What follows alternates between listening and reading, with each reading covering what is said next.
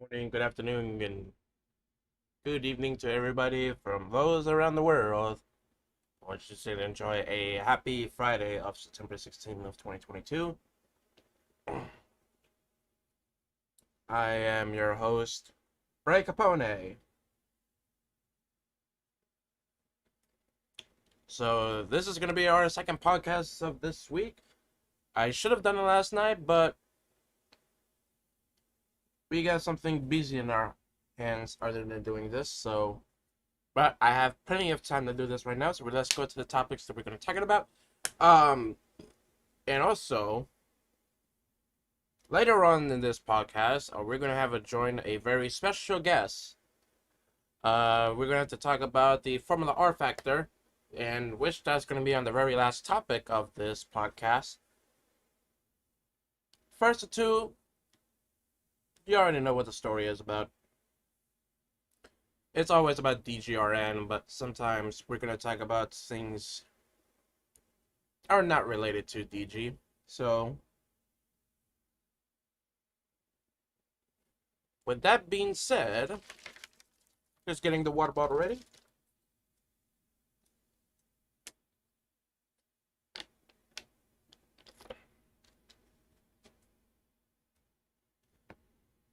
So the race over the weekend, which is at the Charlotte Roval, only the two series I had to race in this one. The truck series I had a week off, so they're not like racing last weekend. Except for the other two series, which is the Busch and the Cup series. It was interesting for the Cup series. Larkins was no surprise there. Just uses consistency. And there were some mistakes happening in that race. I can guarantee you that. But other than that, a lot of drivers were making mistakes as well. It is not a it is a very hard track to do if you're trying to compete a win. The Charlotte Roval, regardless, is one of the most tougher tracks because it's a road course and you have to deal with close walls that were surrounding with you that just like barely makes a pass for it. If you're trying to attempt a pass at the Charlotte Roval, you might need to do it at the last few corners of the circuit and not like the first two sectors. Um, but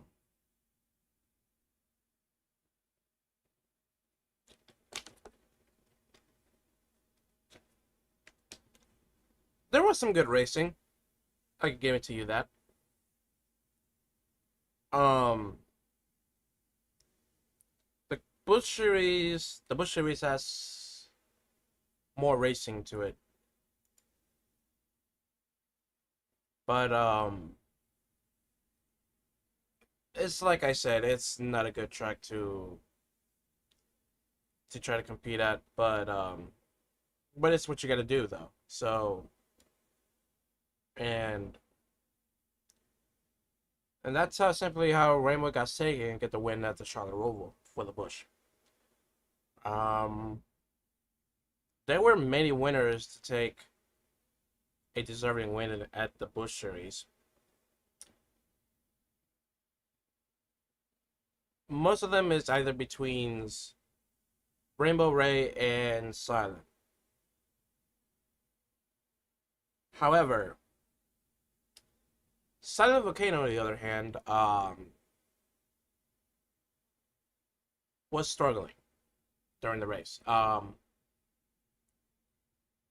He has tangled up with a wall a few times. Well, not a few times. It happens a lot actually during the race. Um,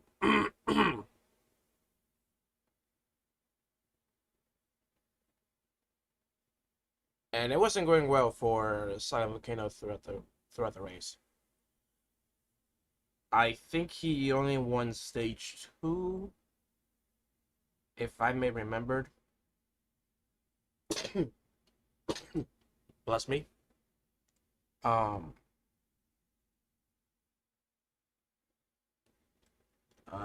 no, actually, he actually did not want a stage during the Charlotte Revolt because that's what I figured.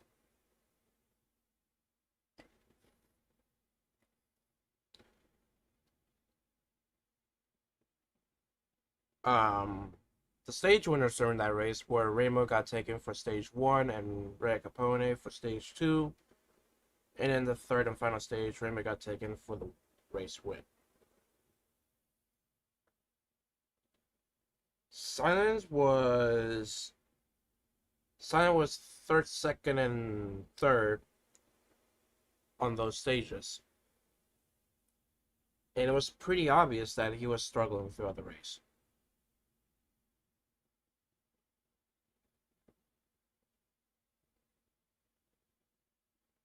And I can guarantee you that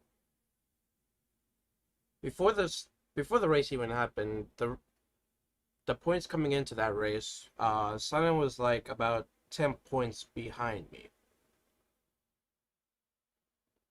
But then after that race, he lost 15 points. It's obviously because Ray was the better road courser, and he knows some of the sectors really well, especially the one corner. Um, it was like after the first sector, you had to take like a right-hander, and then you had to take another right-hander, and then you gotta go through the SS towards the left, and then exiting out of the infield, and then entering the turn one and two banking. Those are the corners that Ray was really good at, and some of those corners are really struggling for not just Silent but also Rainbow as well. Um, basically, Ray has a better car than everybody on the track during that race, but just couldn't capitalize it.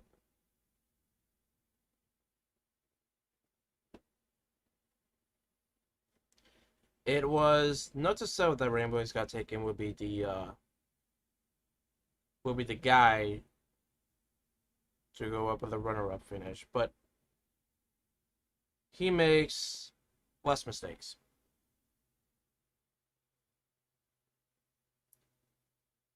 And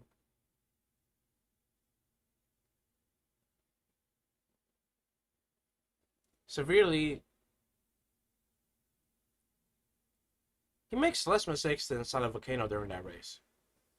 And Son of Volcano was, like I said, he came into this race 10 points behind the points leader.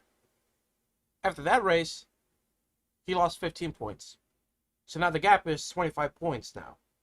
However, Rainbow um is gaining on the points though. Um he came into this race down by 50 58.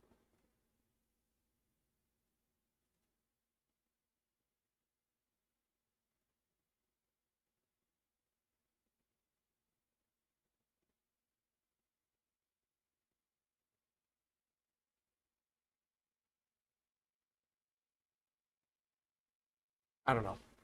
I think he was down either 58 or 52, but he picked up some couple of points if he wants to keep this three-way title fight alive. Now here's the thing about this one. And here is my question to most of everybody now. Will this be a three-way title fight heading down to the final race in Homestead? That is something I curiously want to know. I've seen a lot of series in title fights that may go down to the final race, it's mostly either becoming like a head-to-head battle. But nothing never once in my life I ever seen a fight between three other drivers fighting for the title. I don't think I never seen one before until actually I think I lied. I think I did see one during the Season 8 Nationwide Series, which at the time was basically the Busch Series.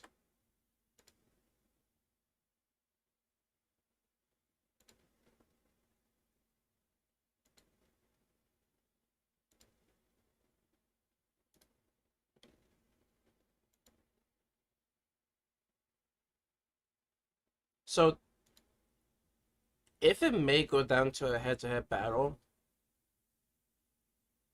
who would be the championship contenders for it? Would it be Ray or Rainbow? Would it be Ray or Silent or Rainbow? It literally could be anybody. Anybody on those top three right there that has a fight for the title.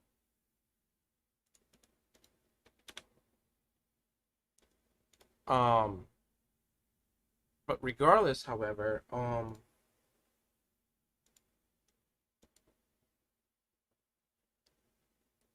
I think Rainbow, if he wants to keep this up as a three-way fight,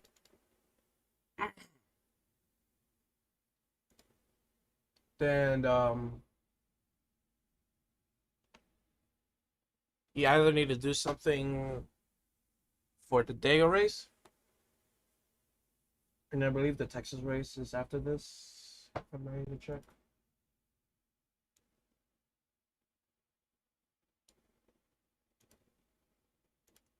Okay, I pull up the schedule on my second monitor. Actually, it's gonna be Dega and Martinsville. Okay.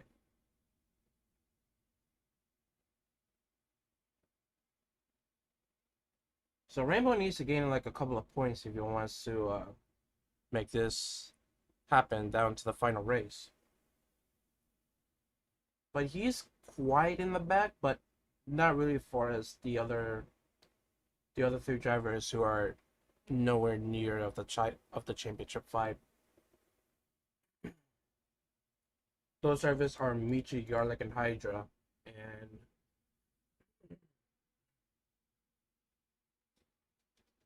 and they're like nowhere near at the top three.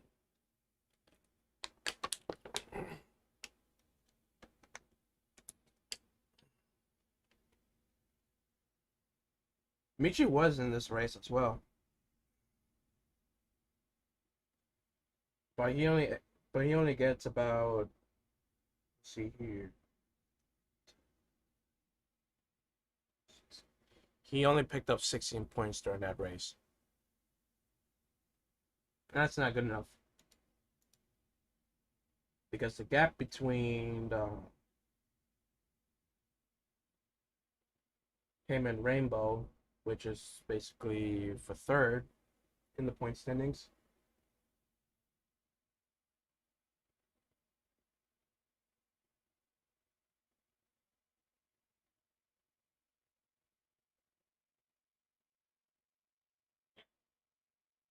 he is like about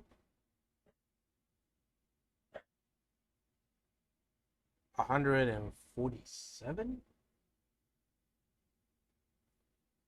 147 point gap between him and Rainbow. My math could be wrong here, so I need to double check.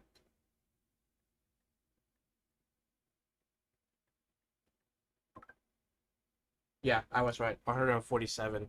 That's the points gap between him and Rainbow got taken, which is the closest that he's gonna get for a title fight. But it doesn't seem like a title fight. It's just dash and gone.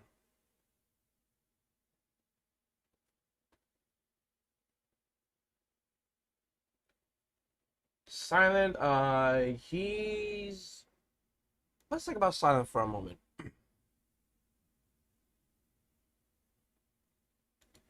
Silent has an odd start, to the playoffs.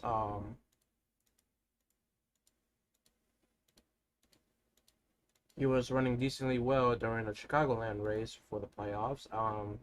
First round of it, and when taken away from the caution from Lunatics who cannot drive during that race. And Silent has some unfortunate luck, just hit the ramp, but he manages to keep going. But I think that kind of cost him the race right there. He lost position right there, which is mattered the most.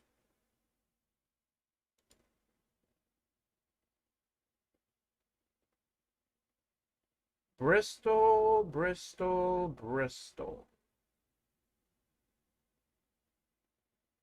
Got the pole for that race. Was running doing well until Ray Capone trying to make this as a fight as for keeping the fans alive to watch during that Bristol race, but Ray's cornering mistake just kind of plunges him into the to the wall, and we were talking about like going down to the apron, send up to the track, and hit the wall along with Silent Volcano. That eventually ended his race. Ray going on to win that race as a result.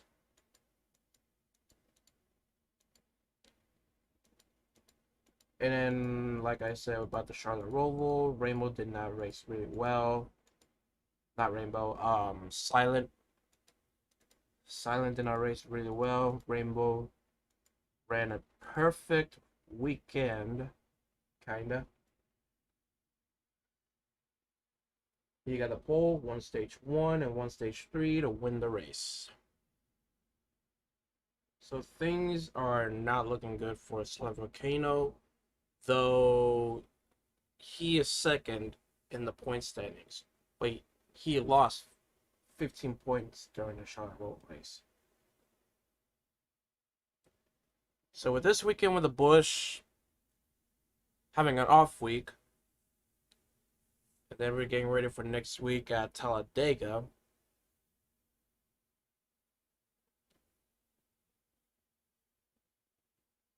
This is where the race could possibly count to determine your Busch Series.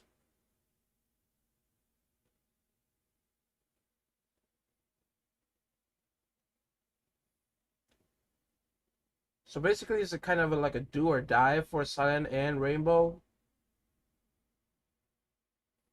Because if Ray Capone somehow kind of sweep the weekend at Talladega, which flashback,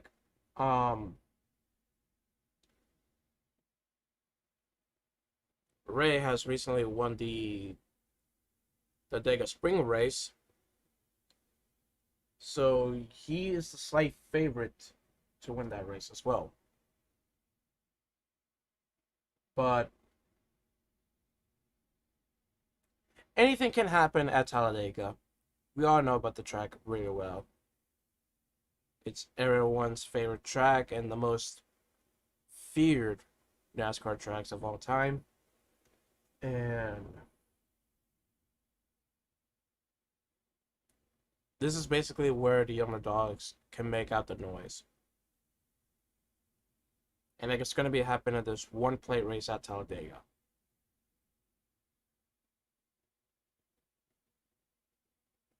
Not only if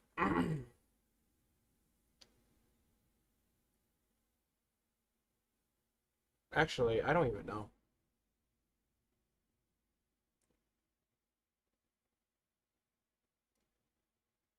And after those two Talladega races, not two, after the Dega race, we're gonna get two tracks that has a winner in scenario, which honestly kind of makes no sense.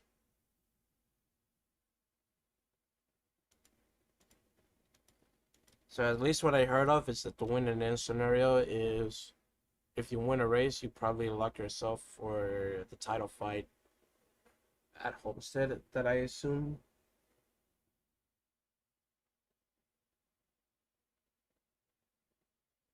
I think he was trying to make this thing look very interesting, but let's see.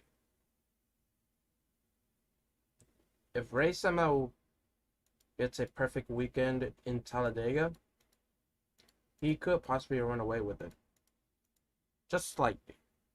Slightly.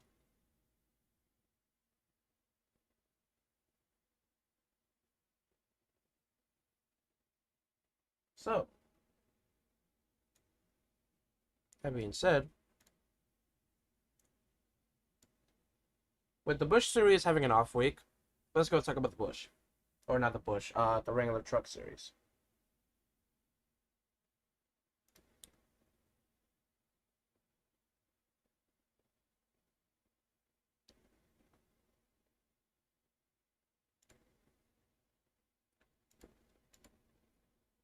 Um, so with the Truck Series coming off of a bye week, I always call it a bye week or shorten for like an off week, but you get the point. Heading into Kansas tonight,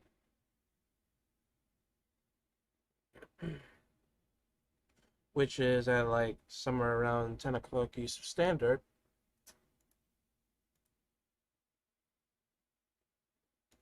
It's safe to say that Red Knighter is the favorite to win this race. And let's not forget the last two of the races during the playoffs have won the pole by both of them. He could score a pole hat trick tonight and then possibly win the Kansas race once again.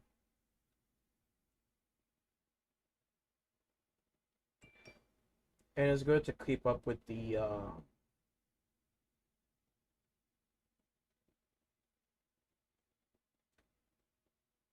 Monkey Got Hops for the points lead, because the gap right now, I don't think you guys never watched the podcast last week. The gap is between 3 points between Red Knight Fighter and Monkey Got Hops. The other guys, the other hand, like Biggers, Genesee, Glenn, Dimmy Dozier, they're kind of like nowhere near of the top two.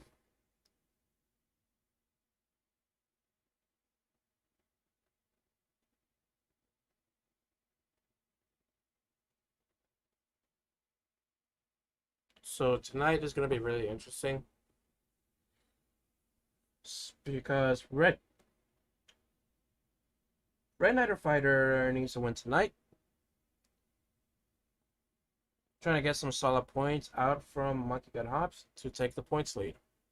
But then again, the gap between him and Baker's from third place is 70 points. So between him and Red Knight Fighter, which is for second, the gap is about 67.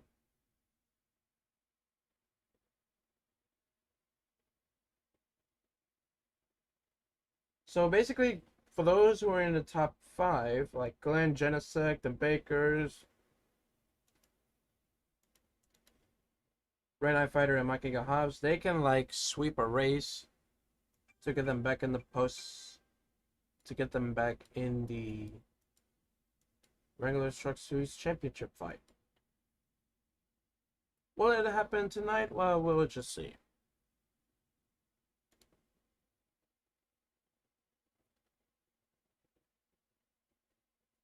I don't know if I already discussed the Cup Series beginning in the podcast, but with that, Larkins wins the Charlotte Roval for his back-to-back win during the week. It was, it was meh. There were some tensions between a couple of guys who do not like each other.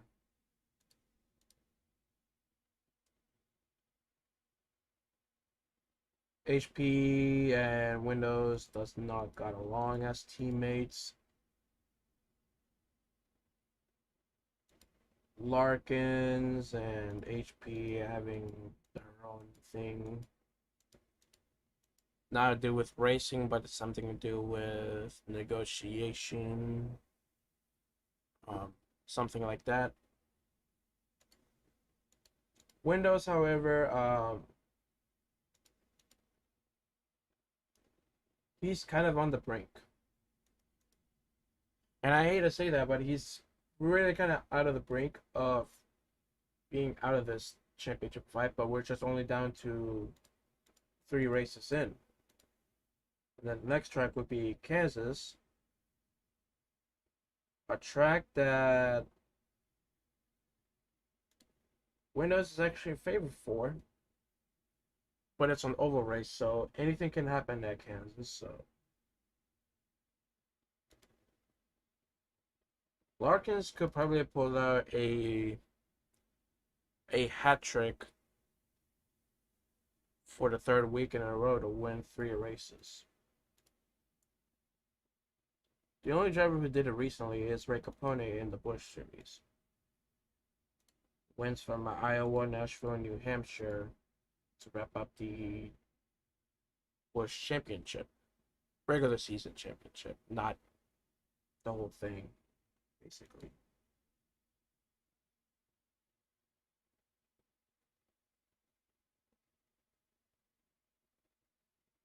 So after Kansas, we will have Milwaukee, Talladega, and Texas, which these are the tracks that are going to be slightly favorable for people who are good at ovals.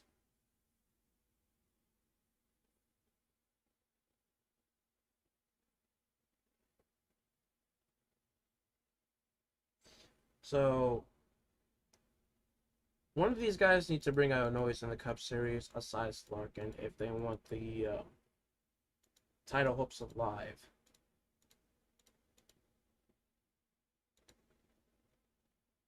Because if you kind of let Larkins win this race in Kansas, it's pretty game over.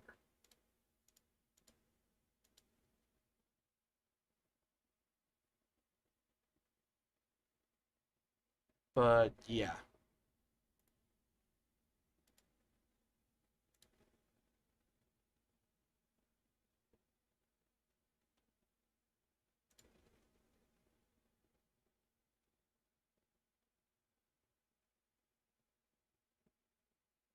Alright, we're going to take a slight break.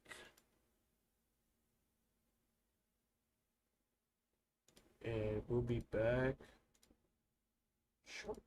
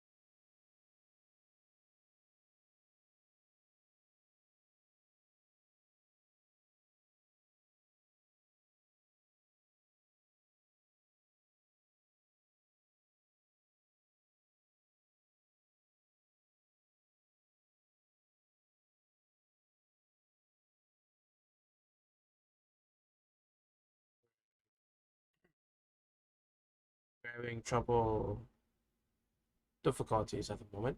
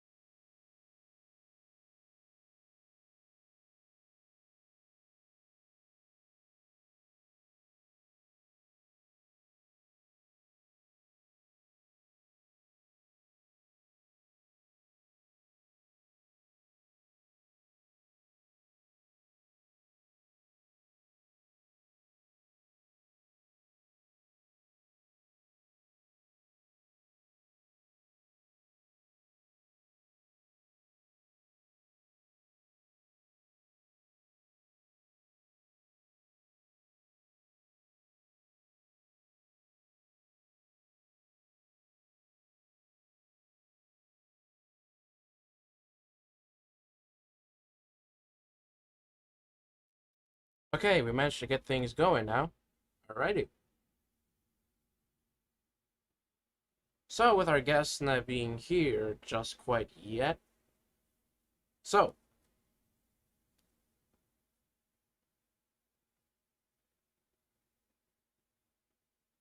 we're gonna be talking about things that happened.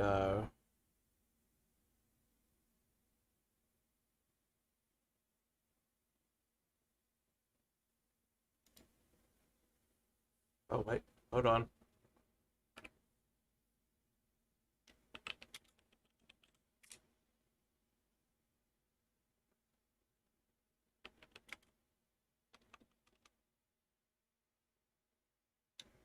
Okay, we're gonna talk about that topic probably somewhere later. For now, we're gonna talk about Formula R Factor now. If you guys do not know what Formula R Factor is, it's basically a sim series in an R Factor game from that has actually F1 rousters, but just in different set of cars. But we're not talking about the modern ones. We're talking about like the older ones. Let's just say dating back to the 1970s or 80s, something like that.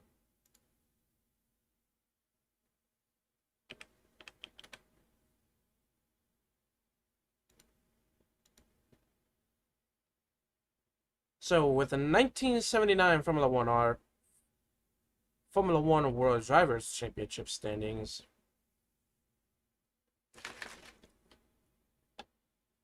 two drivers are leveled on points, and ironically, both of them are racing for the same team.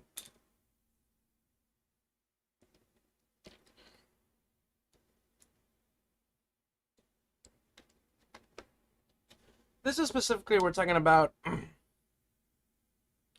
Mario Andretti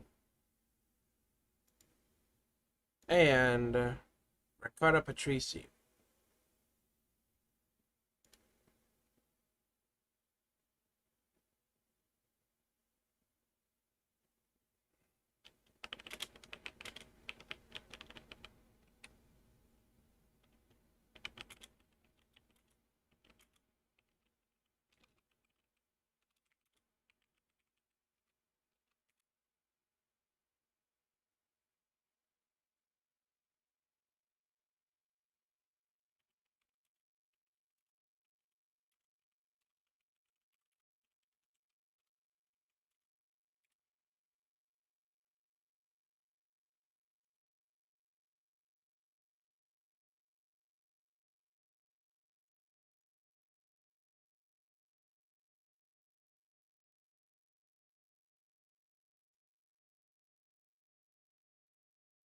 And ironically, both of these guys are racing for Ferrari.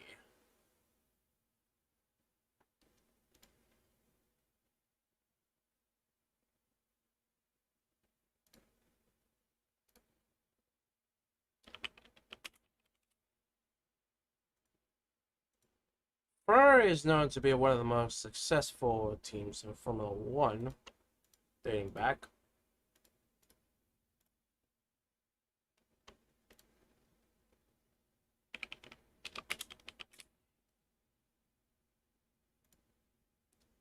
And it is not to say that both of these teams, or not teams, drivers, are going to be in the top spot to fight for the world championship in 1979.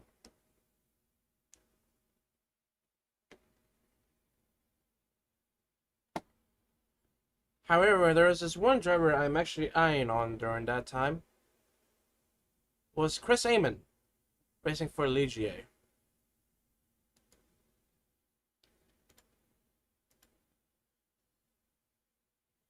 And so we're going to wait for our guest here, as that's what the little bit of the delay is for. Um,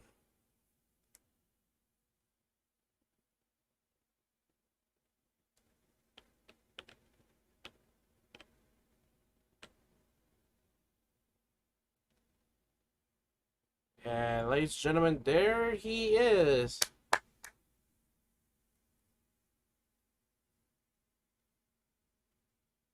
This right here is Alex, the ATS owner for in the Formula R Factor series. So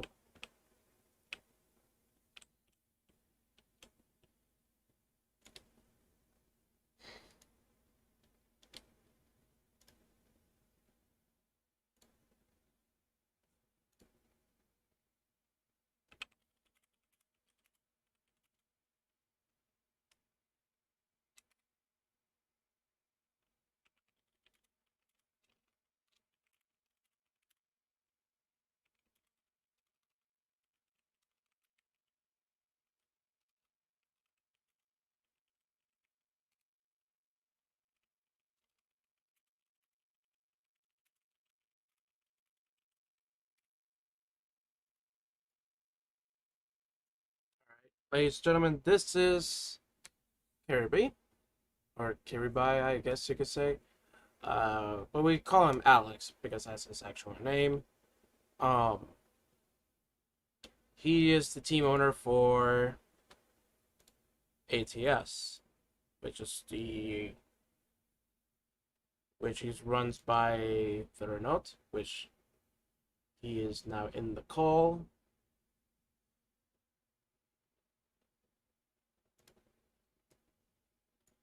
So, it's a pleasure to see you in the podcast room.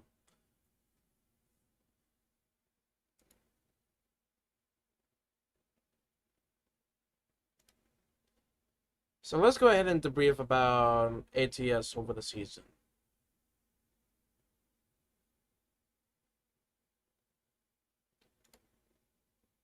ATS has a hands of handy drivers.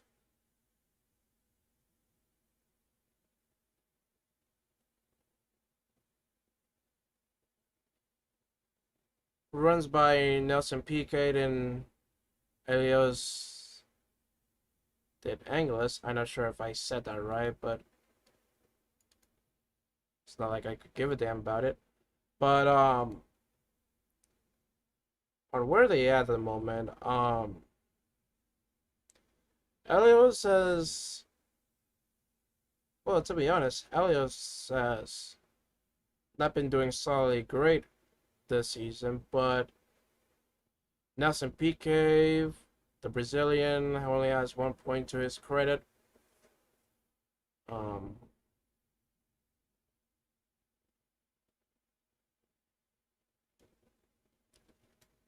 and that came out from the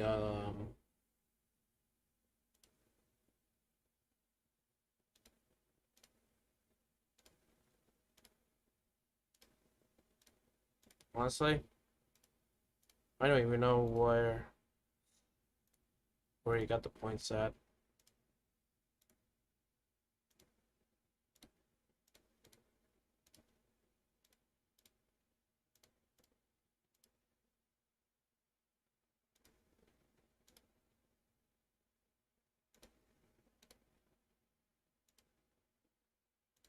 I honestly don't remember where he even get the points at for Nelson Piquet, but anyways, the team been not doing so great recently.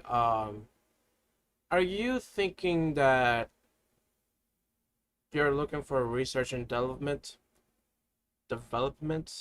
I meant to say, for the upcoming 1980 season? Is that where you're planning on?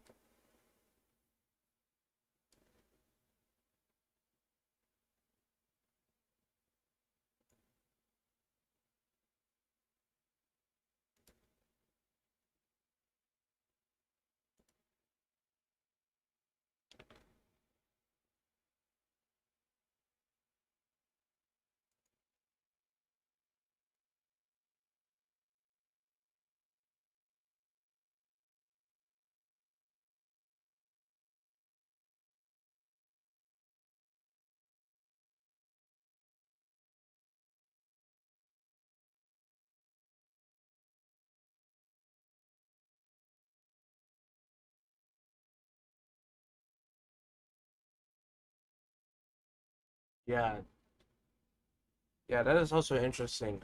We've been waiting for. There are actually several teams that are actually waiting for payouts, and they have been stalling out recently. So, and surprising for yeah, surprising like you said about Elio got down really bad in his driving skill, but I I don't think Elio is like a type of driver who is probably suitable for an F1 yet, like an F1 ready basically. But that might be up to the driver or maybe the car itself basically. Um, car has not been looking great. It's been in the field for multiple times, and sometimes crashes that were like not either the driver's fault or anything like that. So,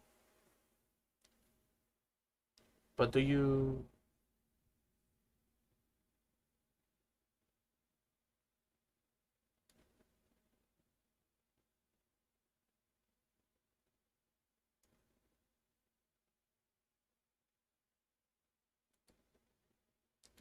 from the start of the season we were suffering with understeer often?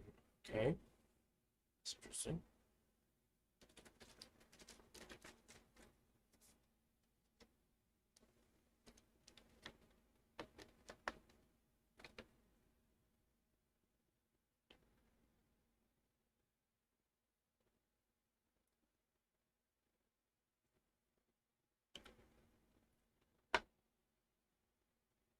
Very understandable. I mean, I think it could be happen with the money as well, I think, I think it's probably the setup basis. Probably is the reason why things are not working out for you. Setup wise, some most of the teams are either going either identical setups to see how things can go in for different performances for every teams during the races. And surprisingly, we barely see anything unlike any other. So during the stretch for the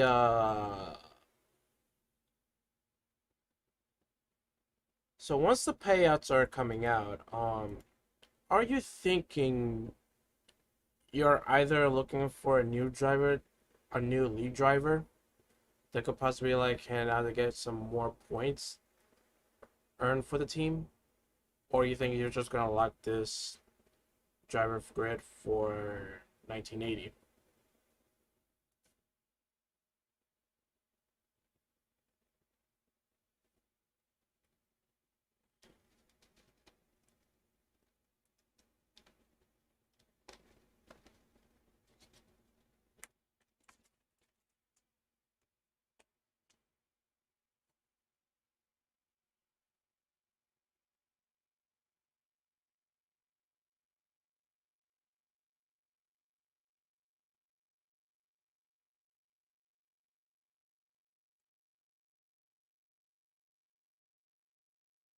13 because we declined our contract for next season.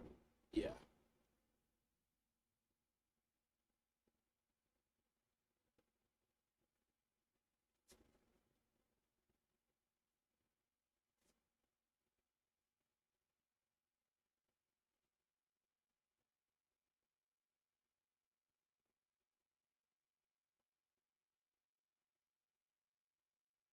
Yeah. Yeah, things are not looking good for Nelson.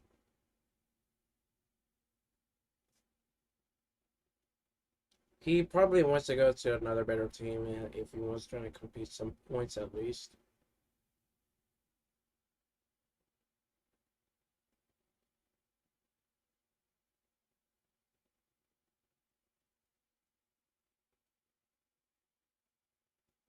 Hold on, say, hold on, can you text in Discord to avoid that tags? I'll read it to you. Oh, we replace him with Moment at least. Mauton? Oh, Mauton. Pardon me.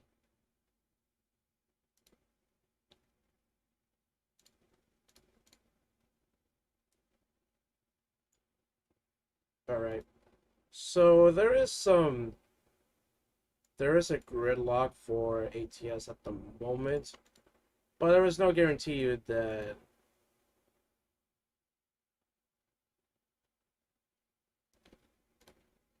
he will get better. So he's locked up until 81.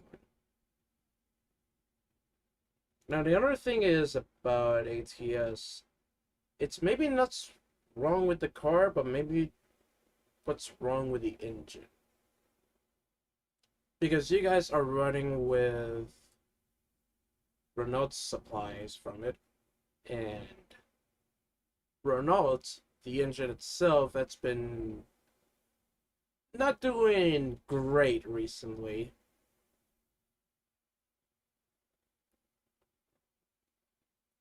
So, with this, do you think you could probably change an engine compound from a different company like Cosworth or Ferrari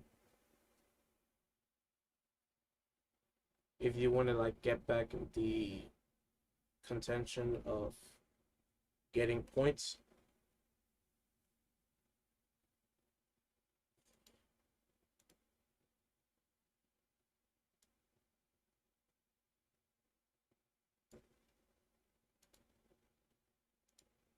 Renault and Ford.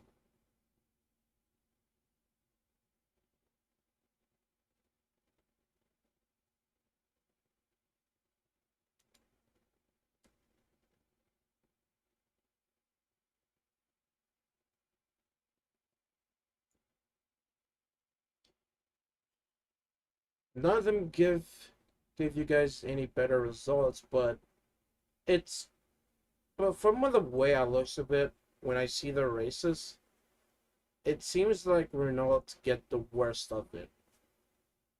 And that goes for like every Renault teams out there, even Renault as a team in general, does not produce any good engine compounds to keep running.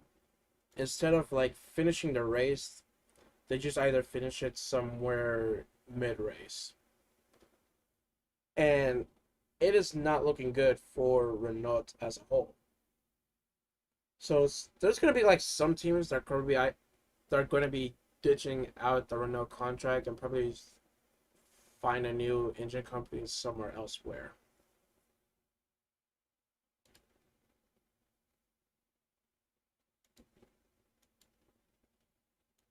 Ferrari's engine been good.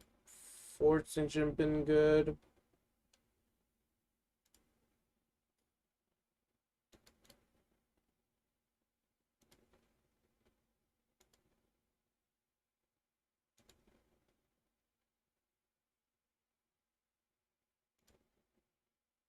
But yeah, Renault has been not been doing great.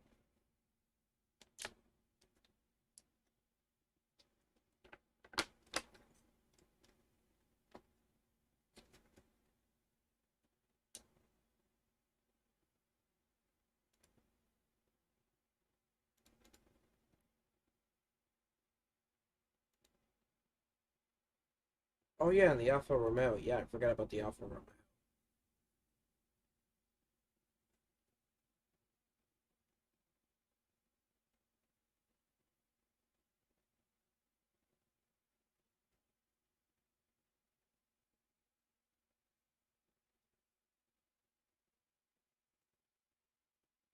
think you need to fix the chassis first.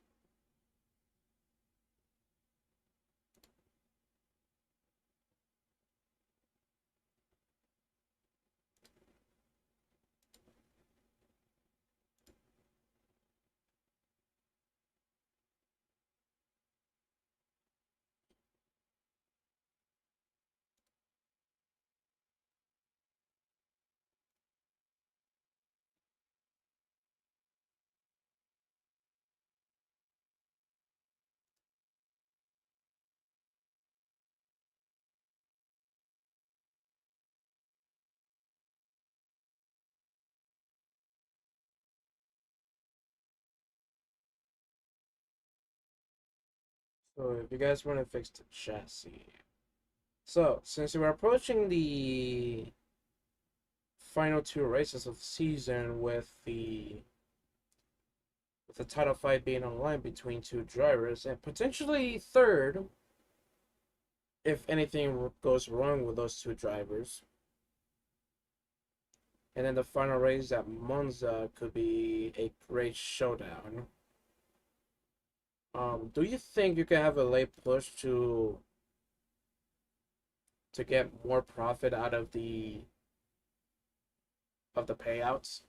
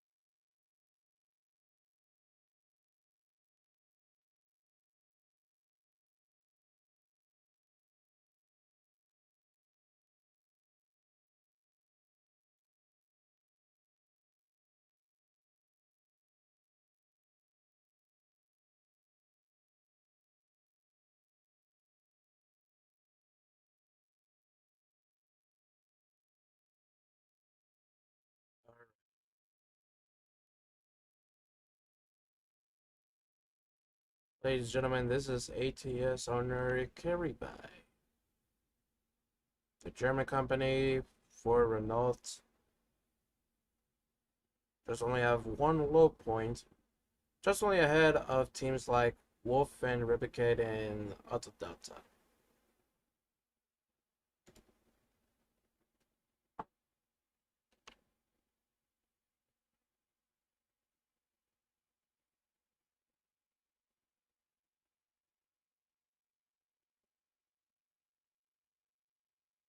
And that's exactly what you guys did this season.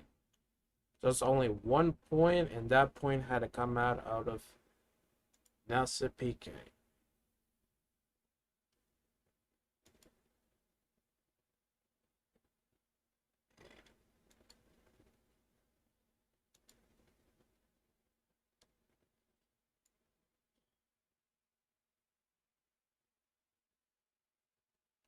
Yeah, 1 point really does matter to everybody, especially for team owners.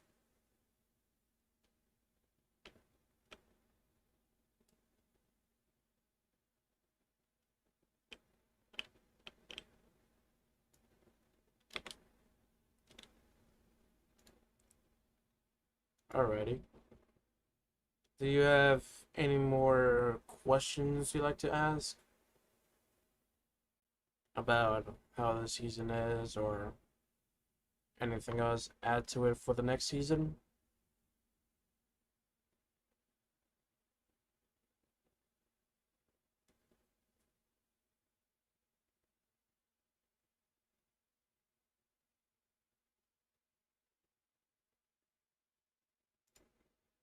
No? Alrighty. Alright. Thank you to come to your time. Ladies and gentlemen, this is Alex, everybody, the ATS owner.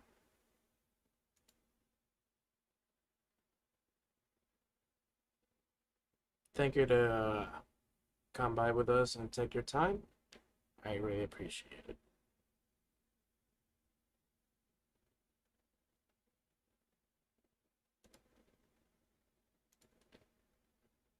I'm glad indeed. Alright, ATS just only had a 1 point throughout the season, just only ahead of Wolf and Replicate and Auto Delta. Alrighty, so with that, we're gonna take another short break out of it. And once we're gonna wait for our other special guests.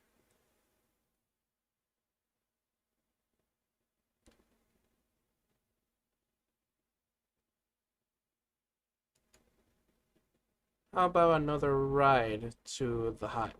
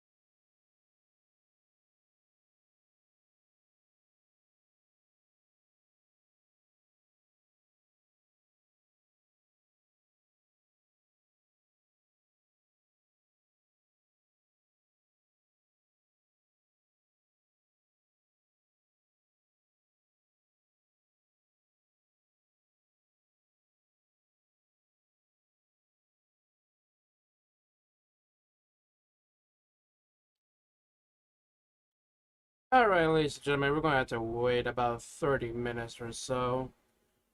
We're going to have to end the stream right now, but we're going to be waiting 30 minutes till he comes home. So, we'll be back shortly.